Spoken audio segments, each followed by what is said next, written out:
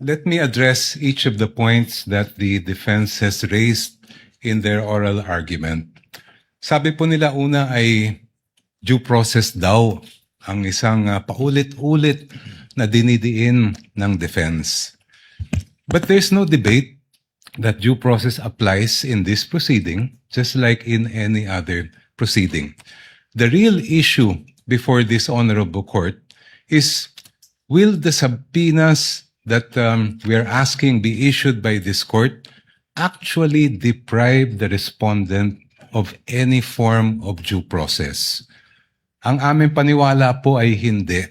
And allow me to explain why. First of all, we are not yet at the stage where any evidence is being put in the trial or offered to the honorable court.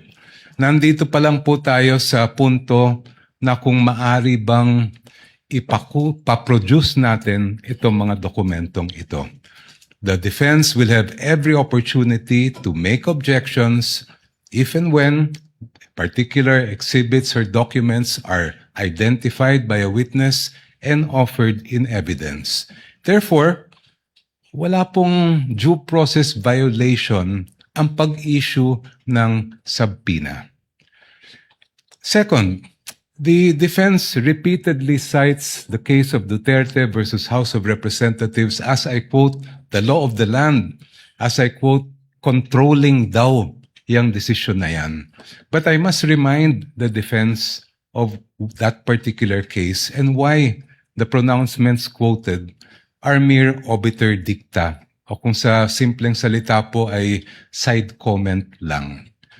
The entire Duterte versus House of Representatives case revolved around a different mode of impeachment. Kung maalala po natin, yan yung at least one-third na members of the House ang nagsampa ng kaso. And the entire decision discussed how due process should apply to that mode of impeachment. Totoo, may sinabi ang Supreme Court tungkol sa mode na ginamit po ng Saballa and the Cabrera complaints. Pero hindi po yun ang issue sa kaso ni Duterte. That issue is just a side bypass or incidental declarations of the court that are not controlling and are not the law of the land. And if you look mismo at the decision of the court, they expressly said, we are speaking of due process in relation to how these proceedings reached the Senate as an impeachment court, not this kind of procedure. Second, paulit-ulit din po nilang sinasabi na ang ginagawa po ng prosecution ay fishing expedition. Actually po, meron ng desisyon ang Supreme Court that addresses squarely this point. This case involved a case of unexplained wealth, the case of Republic versus Rabusa, GR 208183, decided August 31, 2022. Just like here, the prosecution in that case requested subpoenas for the production of bank records.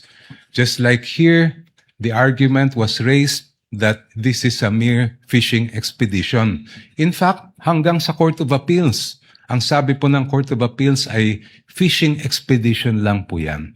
But please allow me to read just a portion of what the Supreme Court held here.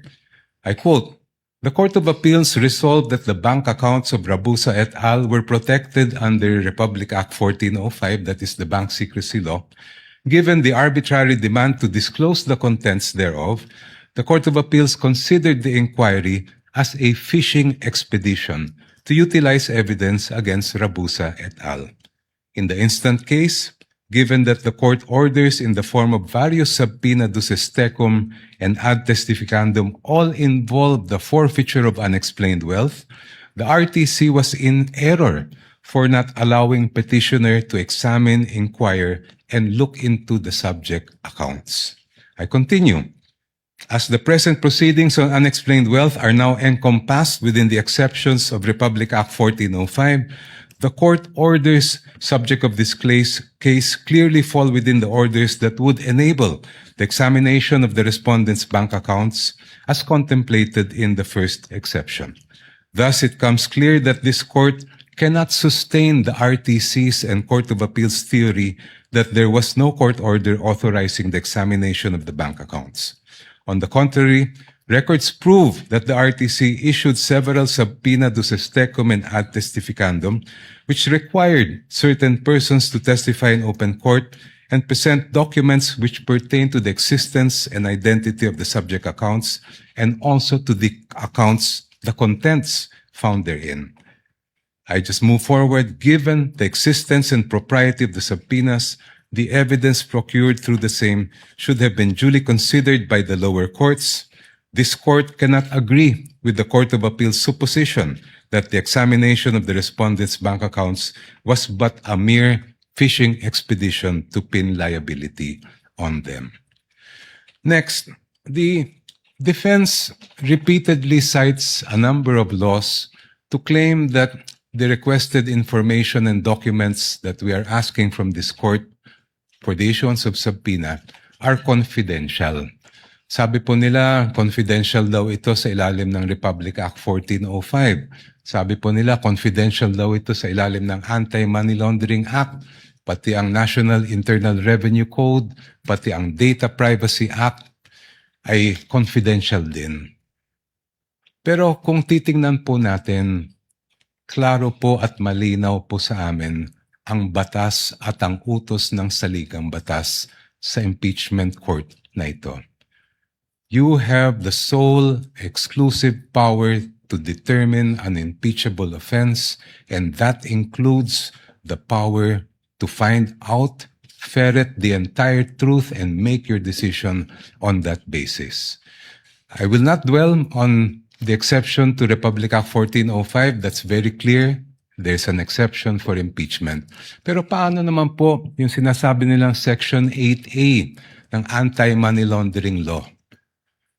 If you read that law, particularly that provision, it clearly refers to prohibiting leaks by members of the Anti-Money Laundering Council. It never was intended to short-circuit the impeachment process or limit the powers of this honorable court to find out the truth.